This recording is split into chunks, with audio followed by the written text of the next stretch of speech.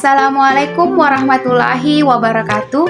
Saya Sulfiani dengan NIM 1053111020820. Jurusan Teknologi Pendidikan, Fakultas Keguruan dan Ilmu Pendidikan, Universitas Muhammadiyah Makassar. Tujuan saya membuat video ini untuk memenuhi tugas akhir dari mata kuliah Keterampilan Berbahasa Indonesia. Baik, pada video ini saya akan membahas mengenai materi keterampilan menyimak. Menyimak merupakan kegiatan yang paling awal dilakukan seorang bila dilihat proses pemerolehan bahasa. Sebelum anak melakukan berbicara, membaca apalagi menulis, kegiatan menyimaklah yang pertama kali dilakukan. Menurut Taringan 1989 menyatakan bahwa menyimak hampir, bahkan sering disamakan dengan mendengarkan, sedangkan mendengarkan sering dibedakan dengan menyimak. Mendengar atau mendengarkan. Mendengarkan menurut Kubi 1975 merupakan salah satu kegiatan menangkap suara atau bunyi dengan telinga dengan sengaja atau terencana. Mendengar menurut Taringan 1989 merupakan kegiatan menangkap suara atau bunyi dengan telinga tanpa sengaja atau tidak terencana. Contoh, mendengarkan suara seorang guru maupun teman. 2. Mendengarkan suara deru mobil dan teriakan. Menyimak memiliki kandungan makna yang lebih spesifik bila dibandingkan dengan mendengar dan mendengarkan. Kedua, kegiatan menyimak perlu dibedakan dengan mendengarkan. Kegiatan menyimak dapat dilakukan seseorang dengan bunyi bahasa sebagai sasarannya, sedangkan mendengar atau mendengarkan sasarannya dapat berupa bunyi apa saja. Kegiatan menyimak dapat dilakukan dengan sengaja atau terencana dan ada usaha memahami atau menikmati apa yang disimaknya.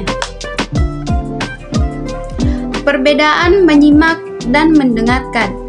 Ada tidaknya unsur kesengajaan, ada tidaknya usaha untuk memahami dan menikmati. Menyimak mengandung unsur mendengar dan mendengarkan dan bukan sebaliknya.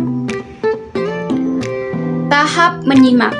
Taringan 1989 menyatakan bahwa untuk hakikat menyimak adalah mendengarkan dan memahami isi bahan simakan. Tahapan menyimak. Mendengarkan, mengidentifikasi, menafsirkan, memahami, menilai dan menanggapi. Tujuan menyimak. Mendapatkan fakta, menganalisis fakta, mengevaluasi fakta, mendapat inspirasi, menghibur diri, meningkatkan kemampuan berbicara. Faktor yang mempengaruhi dalam menyimak atau faktor yang berpengaruh dalam menyimak. Faktor sikap penyimak, faktor perhatian penyimak, faktor penyimak sendiri atau motivasi, faktor keadaan emosi penyimak. Macam-macam bentuk menyimak. Menyimak berita, menyimak dialog, menyimak iklan, menyimak petunjuk, maupun menyimak pidato. Ada dua jenis menyimak. 1. Menyimak secara ekstensif.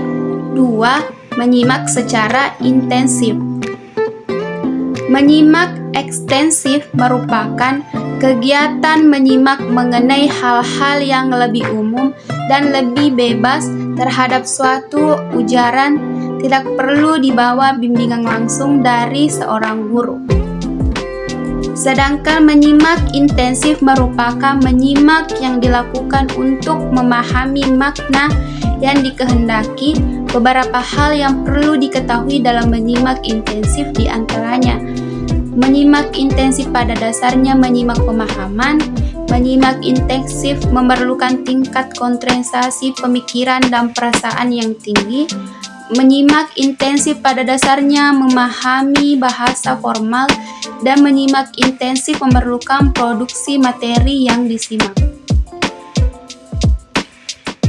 Baik, mungkin itu saja materi mengenai keterampilan menyimak yang sempat saya sampaikan. Lebih dan kurangnya mohon dimaafkan. Wassalamualaikum warahmatullahi wabarakatuh.